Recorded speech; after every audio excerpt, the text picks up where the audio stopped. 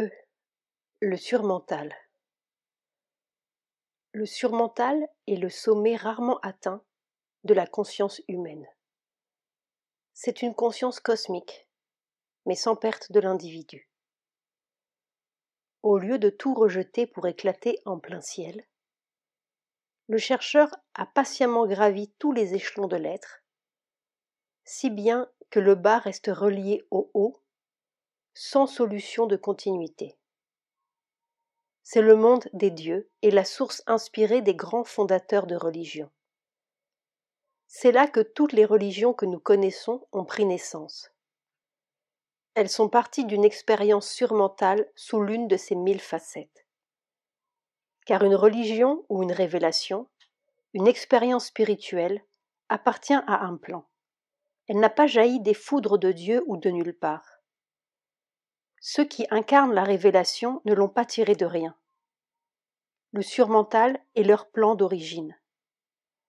C'est aussi le lieu d'origine des hautes créations artistiques. Mais soulignons-le bien, c'est encore un plan du mental, bien que le sommet. Quand la conscience s'élève à ce plan, elle ne voit plus point par point, mais calmement, par grandes masses. Ce n'est plus la lumière diffuse du mental illuminé, ni les éclairs isolés du mental intuitif, mais pour reprendre l'admirable expression védique, un océan d'éclairs stable. La conscience n'est plus limitée au bref instant présent et à l'espace étroit de son champ visuel. Elle est désobstruée. Elle voit d'un seul trait de larges extensions d'espace et de temps. La différence essentielle avec les autres plans tient à l'égalité ou à l'uniformité presque complète de la lumière.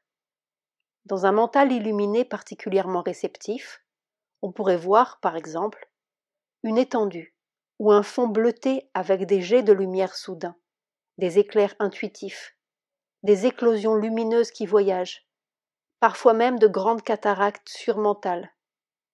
Mais ce serait un jeu lumineux intermittent, rien de stable. C'est la condition générale des plus grands poètes que nous connaissions. Ils ont atteint un niveau donné ou un rythme, une luminosité poétique générale, puis de temps en temps, ils font une pointe à des régions plus hautes, et en ramènent ces quelques vers éblouissants, ou ces phrases musicales, que l'on se répète de génération en génération comme un sésame. Le mental illuminé est généralement la base, une base déjà fort haute, et le surmental, un royaume divin où l'on accède aux heures de grâce. Mais pour une conscience surmentale complète et permanente, telle qu'ont pu la réaliser les rishis védiques par exemple, il n'y a plus d'intermittence lumineuse. La conscience est une masse de lumière stable. Il en résulte une vision continue, universelle. On connaît la joie universelle, la beauté universelle, l'amour universel, car toutes les contradictions des plans inférieurs venaient d'une insuffisance de lumière, ou d'une étroitesse de lumière si l'on peut dire, qui n'éclairait qu'un champ restreint. Tandis que dans cette lumière égale, les contradictions, qui sont comme les espaces d'ombre entre deux éclairs, ou comme des frontières obscures au bout de notre lumière, se fondent dans une masse visuelle unie. Et du moment où la lumière est partout, la joie et l'harmonie, la beauté sont partout, nécessairement. Parce que tous les contraires ne sont plus perçus comme des négations ou comme des trous d'ombre entre deux déclics de conscience, mais comme des éléments d'intensité variable dans une harmonie cosmique continue. Non pas que la conscience surmentale soit incapable de voir ce que nous appelons la laideur ou le mal, la souffrance, mais tout est relié par un grand thème universel, où chaque chose a sa place évidente et son utilité. C'est une conscience unitaire, non une conscience séparatiste. La capacité d'unité donne exactement la mesure de la perfection surmentale. En outre, ayant la vision de cette unité, divine nécessairement, le divin n'est plus une chose supposée ou conçue, mais vue, touchée, devenue nous-mêmes naturellement, comme notre conscience devient la lumière. L'être surmental perçoit partout la même lumière, en toute chose, en tout être, comme il l'aperçoit en lui-même. Il n'y a plus de vide séparateur, plus de faille d'étrangeté, tout baigne continuellement dans une substance unique. Il connaît l'amour universel, la compréhension universelle, la compassion universelle pour tous ces autres lui-même qui, eux aussi, marchent vers leur divinité, ou plutôt deviennent lentement la lumière qu'ils sont. On peut donc accéder à cette conscience surmentale par toutes sortes de voies, par une intensité religieuse, une intensité poétique, intellectuelle, artistique, héroïque, par tout ce qui aide l'homme à se dépasser lui-même. Sri Aurobindo accordait une place particulière à l'art, qu'il considérait comme l'un des grands moyens de progrès spirituel. Malheureusement, les artistes et les créateurs ont généralement un ego considérable, qui leur bloque le chemin, c'est leur grande difficulté. Le religieux qui a travaillé à dissoudre son ego a plus de facilité, mais il est rare qu'il accède à l'universalité par la voie individuelle de la conscience. Il fait plutôt un saut en dehors de l'individu, un coup de pied dans l'échelle, sans se préoccuper de développer tous les étages intermédiaires de la conscience personnelle. Et quand il arrive au sommet, il n'a plus d'échelle pour redescendre, ou il ne veut plus redescendre, ou il n'a plus d'individu pour traduire ce qu'il voit, ou c'est son vieil individu d'autrefois qui essaye tant bien que mal de traduire sa conscience nouvelle, si tant est qu'il éprouve le besoin de traduire quoi que ce soit. Les rishis védiques, qui nous donnent l'exemple probablement unique d'une progression spirituelle systématique, continue, de plan en plan, sont peut-être parmi les plus grands poètes que la terre ait portés. Sri Aurobindo nous l'a révélé dans son secret du Veda. Le mot kavi désignait inséparablement le voyant de la vérité et le poète. On était poète parce que l'on était voyant. C'est là une évidence bien oubliée. Nous pourrions donc dire ici quelques mots de l'art conçu comme moyen d'ascension de la conscience, et particulièrement de la poésie au niveau surmental. F. Poésie mantrique. Les plans de conscience ne se distinguent pas seulement par des vibrations lumineuses d'intensité différente, mais par des vibrations auditives différentes, ou des rythmes, que l'on peut entendre lorsqu'on a cette oreille de l'oreille dont parle le Veda.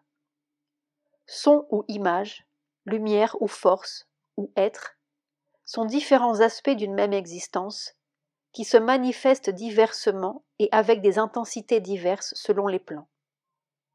Plus on descend l'échelle de la conscience, plus les vibrations auditives, comme les lumières, comme les êtres ou les forces, se fragmentent. Sur le plan vital, par exemple, on peut entendre les vibrations désordonnées de la vie, heurtées, syncopées, comme certaines musiques qui sont issues de ce plan, ou comme certaines peintures, certaines poésies vitales, qui toutes traduisent ce rythme brisé, puissamment coloré.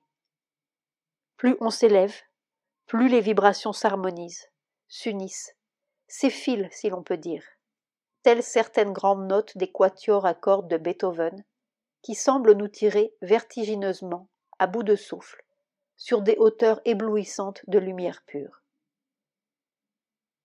La puissance ne participe plus du volume ou de l'éclatement coloré, mais d'une haute tension intérieure. La rapidité vibratoire fait virer l'arc-en-ciel dans un blanc pur. Une haute note si rapide qu'elle est comme immobile, saisie d'éternité. Un seul son lumière force, qui est peut-être la syllabe sacrée des Indiens. Om, le mot caché dans le feu d'en haut. Au commencement était le Verbe, dit l'Écriture. Il existe en Inde une connaissance secrète fondée sur les sons et les différences de modalités vibratoires suivant les plans de conscience. Si l'on prononce le son Om, par exemple, on sent bien qu'il enveloppe les centres de la tête, tandis que le son Ram touche le centre ombilical. Et comme chacun de nos centres de conscience est en communication directe avec un plan, on peut donc, par la répétition, japa, de certains sons, se mettre en communication avec le plan de conscience correspondant. Si l'on regarde attentivement la planche des centres de conscience, on verra qu'au milieu de chaque centre, il y a une lettre sanscrite. Lam, Vam, Ram, Yam, Ham, Om, dans l'ordre ascendant. Ces sons essentiels représentent la vibration spéciale qui commande les forces de chacun des plans considérés.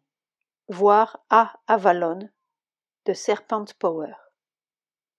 Toute une discipline spirituelle, dite tantrique, parce que dérivée de certains textes sacrés appelés tantra, est fondée sur ce fait. Les sons de base, ou sons essentiels qui ont le pouvoir d'établir la communication, sont appelés mantras. Les mantras, toujours secrets et donnés aux disciples par le gourou, sont de toutes sortes. Chaque plan de conscience a de multitudes de degrés, et ils peuvent servir aux fins les plus contradictoires. On peut lire des mantras dans un livre et les répéter tant qu'on veut. Ils n'auront pas de pouvoir ou de force active, à moins qu'ils n'aient été donnés par le maître ou gourou. Par la combinaison de certains sons, on peut, à des niveaux de conscience inférieurs, généralement au niveau vital, se mettre en rapport avec les forces correspondantes et obtenir de bien étranges pouvoirs. Il y a des mantras qui tuent, en 5 minutes, des vomissements foudroyants, des mantras qui attaquent avec précision telle ou telle partie du corps, tel organe, des mantras qui guérissent, des mantras qui mettent le feu, qui protègent, qui envoûtent.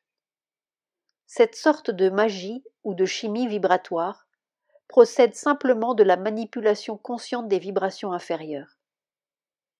Mais il y a une magie supérieure, qui procède aussi du maniement des vibrations, mais à des plans de conscience plus élevés.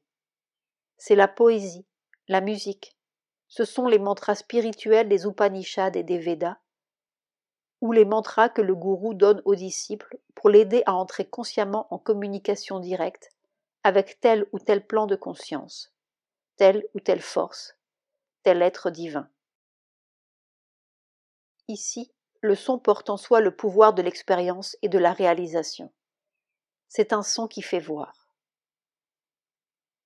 On conçoit donc que la poésie et la musique, qui sont un maniement inconscient des vibrations secrètes, puissent être de puissants moyens d'ouverture de la conscience. Si nous arrivions à faire une poésie ou une musique consciente, qui soit le produit d'un maniement conscient des vibrations supérieures, nous créerions de grandes œuvres ayant un pouvoir initiatique. Au lieu d'une poésie qui est une fantaisie de l'intellect et une bayadère du mental, suivant Sri Aurobindo, nous pourrions créer une poésie ou une musique mantrique pour faire descendre les dieux dans la vie. Car la vraie poésie est un acte, elle fait des trous dans la conscience. Nous sommes murés, barricadés, par où le réel peut entrer. C'est un mantra du réel, une initiation. C'est ce qu'ont fait les rishis védiques et les voyants des Upanishads dans leurs mantras. Ils ont le pouvoir de communiquer une illumination à qui est prêt. C'est ce que Sri Aurobindo a expliqué dans sa poésie future, et c'est ce qu'il a fait dans sa Vitri. Malheureusement, ces textes nous parviennent sous forme de traduction. Toute la magie du son s'est envolée. L'étrange, au reste, est que si l'on écoute le texte sanskrit psalmodié par quelqu'un qui a la connaissance, on peut recevoir une illumination sans rien comprendre de ce qui a été dit. Le mantra, ou la haute poésie, la haute musique, la parole sacrée, sont issus du surmental. C'est la source de toutes les activités créatrices ou spirituelles, sans que l'on puisse distinguer les unes des autres. Les divisions catégoriques de l'intellect s'évanouissent en un lieu clair, où tout est sacré, même le profane. Nous pourrions donc essayer de dire en quoi consiste la vibration particulière, ou le rythme particulier du surmental. Et tout d'abord, Pour quiconque a la capacité d'entrer plus ou moins consciemment en rapport avec les plans supérieurs, poète, écrivain, artiste, il est tout à fait évident, perceptible, que passé un certain niveau de conscience, ce ne sont plus des idées que l'on voit et que l'on essaye de traduire. On entend. Il y a littéralement des vibrations ou des ondes, des rythmes qui s'emparent du chercheur, qui l'envahissent, puis se recouvrent de mots et d'idées, ou de musique, de couleurs dans la descente. Mais le mot ou l'idée, la musique, la couleur, est le résultat, un effet secondaire. Il donne seulement corps à cette vibration première, terriblement impérieuse. Et si le poète, le vrai, corrige et recorrige, ce n'est pas pour améliorer la forme comme l'on dit, ou pour mieux dire, mais pour rattraper cette chose qui vibre. Et si la vraie vibration n'est pas là, toute sa magie s'écroule, comme celle du prêtre védique qui a mal prononcé le mantra du sacrifice. Quand la conscience est transparente, le son devient clairement audible, et c'est un son voyant, si l'on peut dire, un son image, ou un son couleur, ou un son idée, qui lie indissolublement dans un même corps lumineux l'audition à la vision et à la pensée. Tout est plein, contenu dans une seule vibration. Sur les plans intermédiaires, mental supérieur, mental illuminé ou intuitif, ces vibrations sont généralement morcelées. Ce sont des jets, des poussées, des pulsations. Tandis que dans le surmental, elles sont vastes, soutenues, lumineuses en soi, comme les grandes notes de Beethoven. Elles n'ont pas de commencement ni de fin. Elles semblent sortir de l'infini et retourner à l'infini. Elles ne commencent pas quelque part. Elles arrivent dans la conscience avec une sorte de halo d'éternité qui vibre avant et qui continue de vibrer longtemps après, comme le sillage d'un autre voyage derrière celui-ci. Sunt lacrimae rerum et mentem mortalia tangunt. Ce vers de Virgile, que Sri Aurobindo citait en tout premier lieu, parmi les inspirations d'origine surmentale, doit sa qualité surmentale non pas au sens des mots, mais à ce rythme qui précède le vers et le suit comme s'il était porté sur un fond d'éternité, ou plutôt par l'éternité même. De même, cette ligne de Léopardi, qui ne doit pas sa grandeur au sens, mais à ce quelque chose de tellement plus que le sens, qui frémit derrière. Insano indegno mistero delle cose. Ou ce vers de Wordsworth. Voyaging through strange seas of thought, alone. Et Sri Aurobindo citait Rimbaud. Millions d'oiseaux d'or, ô future vigueur. La poésie est restituée à son rôle véritable, qui n'est pas de plaire, mais de rendre le monde plus réel, parce que plus plein du réel. Peut-être encore verrons-nous les dieux qui peuplent ce monde si nous avons l'esprit religieux. Être ou force, son, lumière, rythme, sont autant d'aspects véridiques d'une même chose indéfinissable, mais non inconnaissable, qu'on appelle Dieu. Nous avons dit Dieu, fait des temples, des lois, des poèmes pour tenter de retenir une seule pulsation qui nous emplit de soleil, mais qui est libre comme le grand vent sur des rivages d'écume. Peut-être aussi entrerons-nous dans le monde de la musique, qui n'est pas vraiment distinct des autres, mais comme une traduction particulière de cette même grande vibration indicible. Et si une fois, une seule, fût-ce quelques minutes dans une vie, nous entendons cette musique-là, cette joie qui chante là-haut, nous saurons ce qu'entendaient Beethoven et Bach. Nous saurons ce qu'est Dieu parce que nous aurons entendu Dieu. Nous ne dirons même rien en majuscule. Simplement, nous saurons que ça existe, et toutes les peines du monde sont rachetées. À la frontière extrême du surmental, il ne reste plus que des grandes ondes de lumière colorée, dit la mère. Le jeu des forces spirituelles qui se traduiront plus tard, parfois longtemps plus tard, par des idées nouvelles, des changements sociaux, des événements terrestres, après avoir traversé une à une toutes les couches de conscience, et s'être considérablement obscurci ou déformé en cours de route. Il est des sages ici-bas, rares et silencieux, qui peuvent manier, combiner ces forces et qui les tirent sur la terre, comme d'autres combinent des sons pour un poème. Peut-être sont-ils vraiment le poète. Leur existence est un mantra vivant qui précipite le réel sur la terre. Ainsi s'achèvent les degrés de l'ascension que Sri Aurobindo fit seul, dans sa cage d'Alipore. Mais nous n'avons donné que quelques reflets humains de ces hauteurs. Nous n'avons rien dit de l'essentiel. Rien dit de ces mondes tels qu'ils existent dans leur gloire, indépendamment de toutes nos pâles traductions. Il faut entendre soi-même, il faut voir. Des continents de paix violette, des océans et des rivières de l'allégresse de Dieu, et des pays sans tristesse sous des soleils pourpres. Le 6 mai 1909, après 1 an de prison, Sri Aurobindo était acquitté. Il doit la vie à 2 incidents inattendus. L'un des prisonniers, l'ayant trahi et dénoncé comme le chef du mouvement secret, son témoignage au procès signifiait la peine de mort pour Sri Aurobindo, lorsqu'il fut abattu d'un coup de revolver par 2 des révolutionnaires incarcérés, qui furent vite pendus. Puis vint le jour du jugement, et comme tout le monde s'attendait à la condamnation capitale, son avocat fut pris d'une illumination soudaine qui s'est transmise à toute la salle et ébranla les jurés. Longtemps après sa mort, ces paroles seront répétées, non seulement en Inde, mais par-delà les mers et les terres lointaines. Car je vous le dis, un homme comme lui n'est pas seulement ici devant un tribunal criminel, mais devant la Cour suprême de l'histoire. Sri Aurobindo a 36 ans.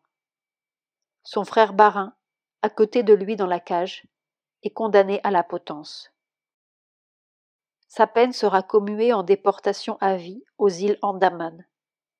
Il en sera libéré en 1919. Mais Sri Aurobindo entendait toujours la voix. Souviens-toi, n'aie jamais peur, n'hésite jamais. Souviens-toi, c'est moi qui fais, pas toi, ni personne d'autre. Quels que soient les nuages qui viendront, quels que soient les dangers et les souffrances, les difficultés, quelles que soient les impossibilités, il n'y a rien d'impossible, rien n'est difficile. C'est moi qui fais. Sri Aurobindo ou l'aventure de la conscience. Satprem.